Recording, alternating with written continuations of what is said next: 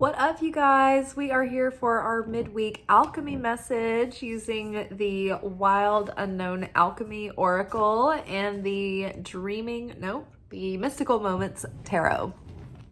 So under the Wild Unknown Alchemy deck, we've got calcification,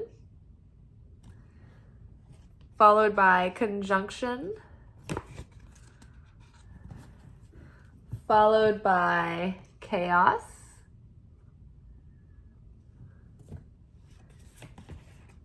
and then underneath calcification, we've got Knight of Wands,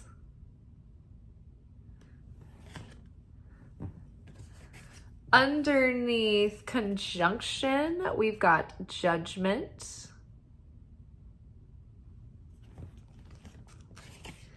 and underneath chaos, we have Seven of Pentacles.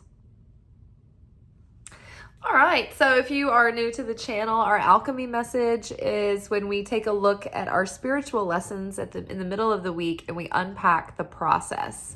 Our Monday message that comes from the Monday post on Instagram, and where I post that midday, Monday, Wednesday, Friday, that is our weekly anchor message. It gives us our spiritual assignments, whereas our alchemy message goes more into the process of the work that we're doing. So the calcification card is a card about fire and passion and pressure and the heat that catalyzes the alchemical process that starts changing the elements.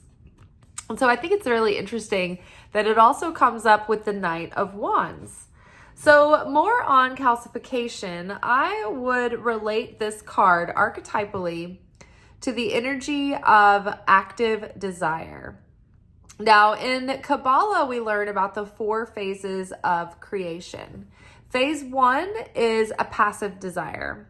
It's like you get a spark of an idea and it starts to kind of gather in your mind and build some steam, but you're not really that devoted to it yet enough to put effort. It's like an idea that you've thought was, kind of fun, and you've talked about it a little bit, but you haven't taken any action. Creation phase 2 is when an active desire is, I guess, activated. So I'm trying to find another word, but when you've turned on an active desire, it's been the ignition has been turned on active desire. And an active desire is when you actually have a desire for a goal or a dream or a manifestation, and then you are ready to take action. You're ready to put effort in. You're ready to make such an effort that you're willing to stick with it and persevere. You're enthusiastic, you're passionate, you're burning the midnight oil, you're going all in, and you're giving your best self, and you're putting in your best effort, and you're excited about it. And there's a lot of energy behind it. This is a very magnetic stage of creation because all the excitement is still there and all of that fiery passion is still in it. And that's very much what the Knight of Wands is all about. The shadow side of the Knight of Wands is that the Knight of Wands kind of chases that honeymoon phase, the excitement, where the Knight of Wands is very enthusiastic, full of passion, full of energy, full of enthusiasm, wants to get in there and get in the action, but they don't necessarily have a lot of perseverance or discipline or commitment or devotion or self-mastery in that area. So the Knight of Wands can have a little bit of a shiny object syndrome, kind of distracted. In the realm of dating, this can be the player that just loves falling in love and then they move on. But paired with the calcification, so let me also finish talking about the 3 phases of creation. So the 3 phases of creation. So the 3rd phase of creation is when you're still putting in all of this effort, but you're not really seeing results yet. And it's it's like a testing period where the universe is all right, are you going to continue? Are you going to push through the fatigue and develop endurance and perseverance? Are you going to persevere? Are you going to learn patience and diligence and self-mastery through this? How much do you want this desire? Is it enough to continue on making an effort, even if you're not seeing the results? The universe is kind of asking you when you're being tested, like, if this thing never like brought results and it never gave you what you wanted it to, would you still want to show up and do this thing either way? Or would you quit? Because this is the universe testing your self-worth, your faith, your determination, and the actual like depth of your desire. And so then creation phase 4 is the actual manifestation of the fulfillment of your desire. And in creation phase 4, it's like you put your, at the end of creation phase 3, like put it all on the line. You took the risk. It didn't look like anything was going to pan out. It looked like you were going to definitely fail, but you stuck with it. You persevered no matter what, even in the face of failure and doom, and you didn't despair and you didn't resign yourself. That is when the universe is like, okay, you're not giving up. You have the faith, you have the certainty. We're going to fulfill your manifestation. And not only does the manifestation happen, but you also find it very fulfilling. Many times we get our manifestation, but we don't like experience the fulfillment of it because it's coming like with a sense of like flatness or emptiness. We don't have a deep fulfillment. And usually that's when we get something without putting in a lot of effort to earn it. And it's when we put in that effort and we make the investment that there's so much more, it has so much more value and meaning to us. So this moment we find ourselves in the beginning phase of this new journey, this new timeline, we have a chance again to ignite that active desire within us. But the healing that's coming is that we have to get over the hump of where we lose our stamina. And we have to get determined to stay focused and stay committed.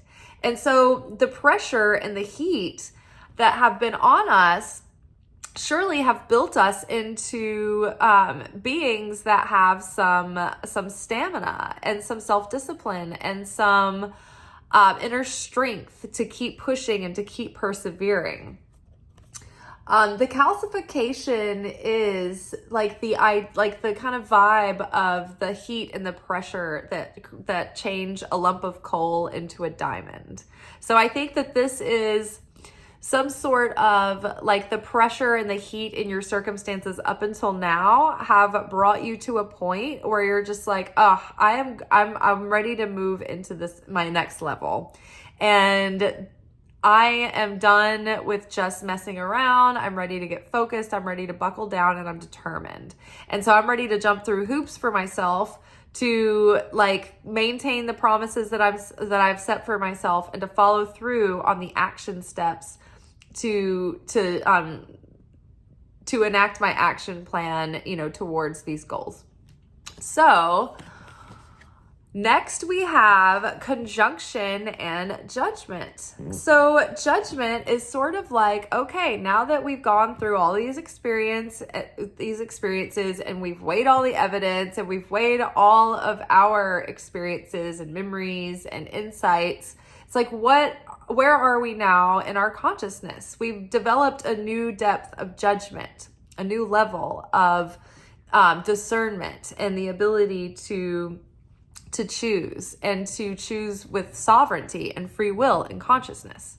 And so there's probably a lot of revelation and insight that is coming through about maybe what has previously slowed us down or held us back from fulfilling our true potential and really starting to embody the essence of our higher self that is not encumbered by like all of our emotional baggage and hangups and indecision and timidity and self-doubt and confusion and indecisiveness. Like, this is a very decisive energy. It's like, okay, I've heard the call of destiny. I know that the time is now or never, and I need to get it together and I'm ready to focus. The conjunction here is the divine union of that masculine and feminine, like the divine masculine and feminine within us. It's the union of the heart, soul, mind, and strength. It's the union of like spirit, soul, and heart. This is the union of our human self with our divine Father, Mother in heaven, the Father, the Son, and the Holy Spirit. All of this, it's all coming together in that inner marriage. Now, the sacred marriage, the sacred union is like taking all of the spiritual growth within us and the conscious elevation, and then that starts to be expressed in an outward embodiment of our choices and our behaviors and our actions and what we put our hand to create. The divine feminine is that part of us that can, look inward and listen and connect with Holy Spirit and get that guidance and that intuitive, those intuitive messages that don't always make sense, and they're not always logical, and sometimes they're absurd, but it's that feminine energy that's playful and can lean into that absurdity because of faith and trust in the Creator and a playfulness with the universe and a belief in magic kind of thing. Well, the divine masculine is the way we express in an outward way. It's our outer expression of that inner self, of the inner world.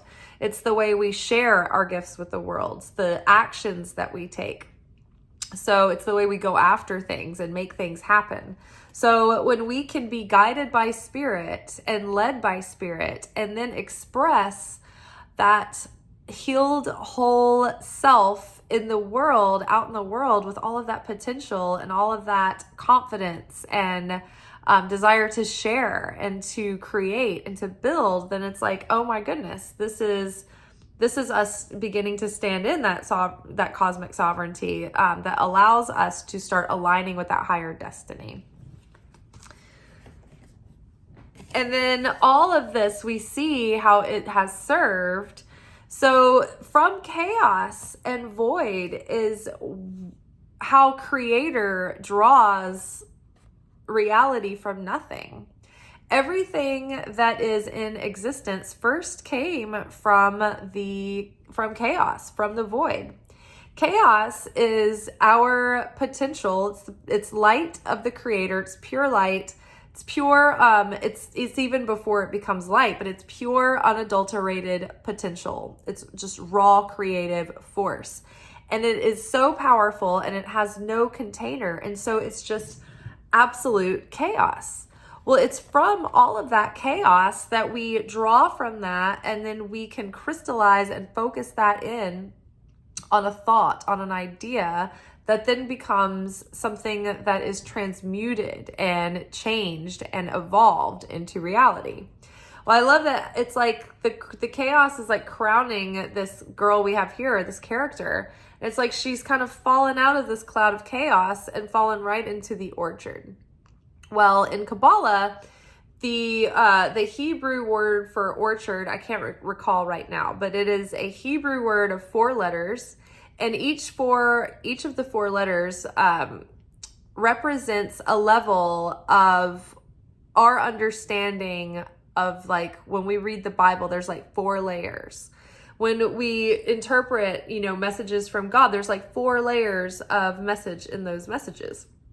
And so when you hear in biblical language references to orchards and things, this is when we are in the orchard and we can understand, we can grasp the fruits of the Spirit. We can understand the lessons and the layers behind the parables and the stories. Now, there's like a first surface layer that we understand that gives us our mundane moral interpretation. Then there is the level of the heart that gives us an emotional interpretation and ways that we can, work on ourselves and heal emotionally. There's the interpretation on the soul level, which this is the way that we transmute our darkness and evolve and elevate our souls and our consciousness. And then there's the deepest interpretation, which is the spiritual interpretation, which gives us those secrets and the spiritual technology and the processes and the things that we need to do in order to elevate our souls and align with our spirits.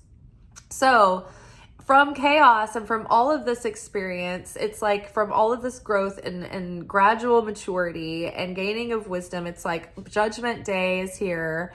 The time is now. It's time to answer the call. It's time to answer the call of our destiny and step out of our fated path into our higher destined path.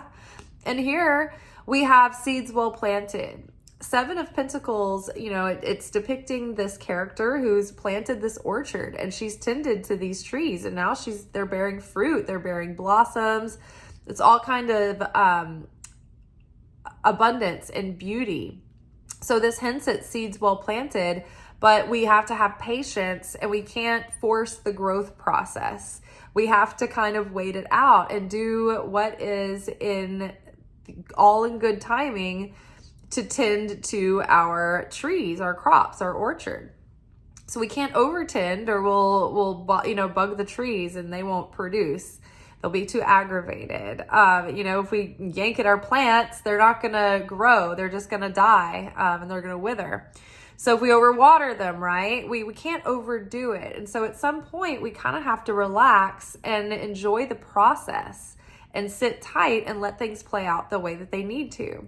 So I have a feeling that we're in the moment that we're in right now, and we need to just accept and embrace the space and time that we find ourselves in. Be patient, but also stay on top of things.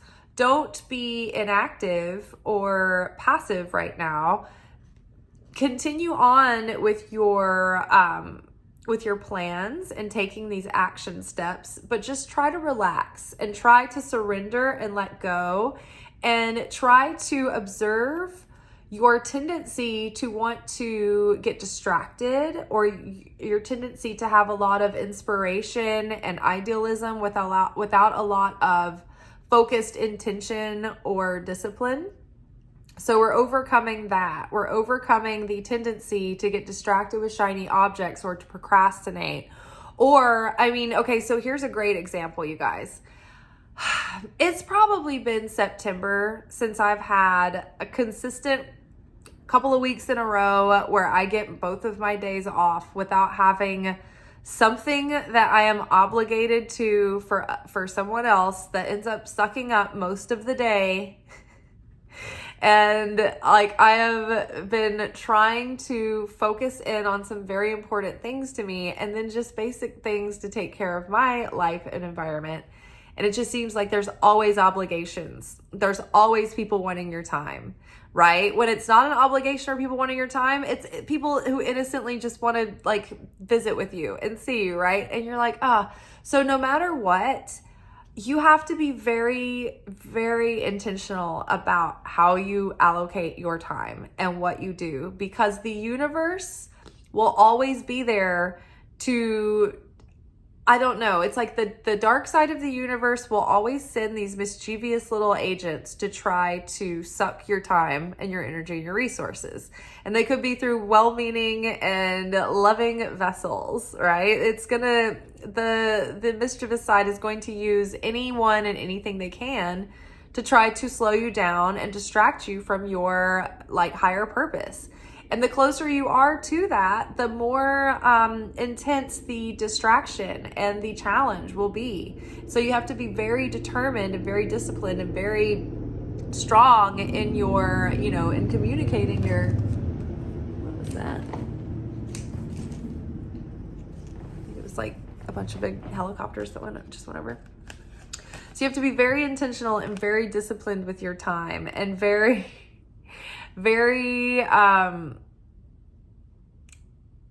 intentional in your choices and the way that you use that.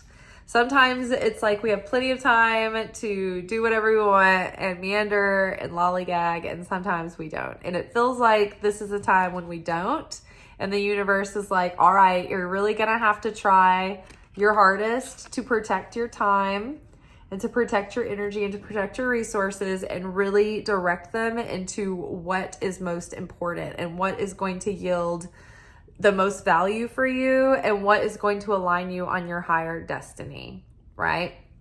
Okay, so we've got calcification, the heat, the pressure, the inner active desire that gets the ball rolling, that gives us the stamina and the grit to power through and to persevere. Also, the desire that is built up and the passion for what we're doing, that is the catalyst and the ignition for our willingness to act on that desire, right? Without an active desire, nothing gets done. We don't pursue our goals. The universe has no magnetism to work with. There's no fuel in the engine, right? We've got conjunction here. So it's all coming together, but it's coming together because of that internal coming together. The more that we build affinity with the Creator, the more we prepare the vessel to receive, the more we share affinity with the Creator, that creates a union with the Creator. It joins us to the Creator. The Bible and the Zohar and the Torah talk about our desire to cleave to the Creator. So the more we desire to be like the light, the closer we will be to the light. And when we're close to the light, when we're connected with the light, we're in that miracle flow, where we're in that favor zone, where we've got blessings and light channeling through. But it's when we get all hung up and like uptight and impatient and fearful and doubtful and insecure that we cut ourselves off from our blessings and we become separate from the Creator, because we're in dissonance. We're no longer sharing affinity with the light of the Creator. We're in a state of like affect consciousness. We're being affected. And so that is not like the light, and therefore it's like repellent, right? Do you guys get it? So, cause consciousness versus effect consciousness. The Creator is the cause. Nothing affects the Creator. Nothing can affect the light. The light is the light. It's always just like infinite and shining and perpetuating and in flow. Always there for us. Always there to connect to for support, provision, guidance, you name it. So cause consciousness is the light. And so when we are in cause consciousness, it's like we choose the state of mind and mood and vibration that we want to be in. And we can pretty much set it like a thermostat and leave it, because we're so confident and certain in the Creator that nothing's really ruffling our feathers. It's like we've established inner peace. This is like Eckhart Tolle, who's experienced transcendence of his ego. He's like always chill. He's like nothing really bothers him. So effect consciousness is the opposite of that. When we're in cause consciousness, we have that cosmic sovereignty. We're using our free will. We're not making choices based on you only live once, FOMO, buy now while supplies last. It's like nothing is making us feel urgent to have to do anything. Nothing is snapping its fingers making us want to jump. Now, effect consciousness is just the opposite. It's like the wind blows and we're like, I don't know what's going on. I don't know what to expect. Everything's changing. It's so different. I feel uncertain. I feel unsure. I'm nervous. Like, a bill comes up unexpectedly and it's like sends you into a meltdown. You have like a little health scare and you go immediately to catastrophizing and go like start like planning your funeral. You're like, I know it's fatal. So effect consciousness is when, the outer circumstances are affecting your thoughts and your mood, and you're being affected by them. And then that makes you reactive, and then you get impulsive and you start reacting and saying things that are reactive, and that starts to create chaos. So we are learning how to, instead of creating chaos, we are chaos wizards, and we are transmuting chaos, and we are bringing that chaos through a process that is turning it into light. And so when the light is in its unadulterated, unshapen, chaotic form, it comes through into the universe of existence, and it's just unadulterated force, right? This raw creation force. That's the divine masculine. The divine masculine on its own is just like the atomic energy in a particle without the structure. So it's almost like an atom bomb an atom has been split and all of the energy is released and there's no form, no structure, no boundary. It's the divine feminine that catches that light and that energy and that life force and gives it boundary and limitations and shape and walls. The feminine is like a vessel. It's like a vase that catches that light, and it acts as a womb to create space for something to be created within. So when you think about that in principle, all of this inspiration and excitement and creativity is all great and good, but it's just going to be floating around up in the air, like talked about ideas, unless there is a feminine aspect of discipline, structure, boundary, limitation. Like, let's get some shape and definition in this. What is this and what is it not? Does that sound familiar for the females? That's why, like, in archetypal, like, sitcom, the instinct is always to make the wife, like, the one who's serious and like, all right, everybody, let's get in line. Let's, you know, what's going on here? Let's get our shit together. And it's always like the dad who's like the stupid goof off, who's like the one causing the shenanigans, and they're like never like held to any kind of like bar. It's always like the wife, like Lois, like from Family Guy, or like, you know what I mean? Like, think of all the shows. It's always like the wife who's like making sure everybody's like on task and like buttoned up. Everybody's surviving. Okay, well, the helicopters are back. Bunch of them. Hello. I live near like an Air Force base where they do like rehearsal things, and sometimes it's like really weird. Sometimes crazy things happen. There's more.